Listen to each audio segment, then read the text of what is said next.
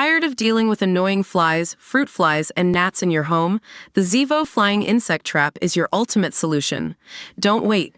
Check out the link in the video description now to get your Zevo Flying Insect Trap on Amazon and enjoy a bug-free home today.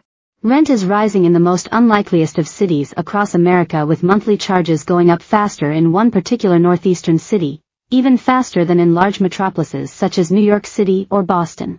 Data from real estate marketplace company Zillow suggests rents are growing quicker in Hartford than any other major market, with Cleveland and Louisville not far behind.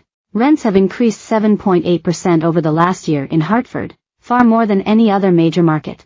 It comes as rents have emerged as a key driver of inflation, with Federal Reserve officials labeling them the biggest stumbling block to taming the economy.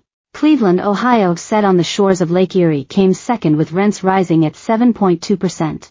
In the nation's heartland, Louisville, Kentucky is still a popular place to rent a home, with prices shooting up 6.8% over the last year. The northeastern city of Providence, Rhode Island, set midway between New York and Boston, has rents up year-on-year by 6.3%, while the midwestern city of Milwaukee rounds out the top 5 with rents going up by 5.7% compared to 2023. More people move during the summer, which causes the rental market to heat up, said Skylar Olson, chief economist at Zillow. Renters are being drawn to more affordable areas within the Northeast and Midwest. Commuting into New York City or Boston from places like Hartford or Providence might have been a deterrent before, but in this new age of remote and hybrid work, the savings seem worth it for many renters, even if it means an occasional painful commute. The cities with the priciest cities in the nation sit on both coasts, with New York City the most expensive, with a typical rent of $3,470 and the median asking rent in Manhattan $4,400.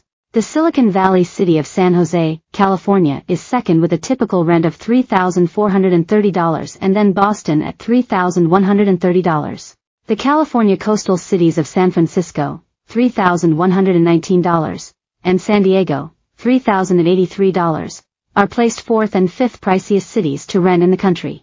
It is likely Los Angeles will smash through the $3,000 a month barrier if the current pace of rent growth holds. Nationally, the typical rent is $2,054, according to Zori. That is up 3.5% from last year, the fastest annual growth since last July. Earlier this year, Chicago Fed President Austin Goolsbee warned that rents and rising mortgage rates had become a key driver of inflation. Housing is the biggest stumbling block, Goolsbee was quoted in Bloomberg as saying. We thought we basically understood the mechanical, short-run model of how much housing inflation should be coming down.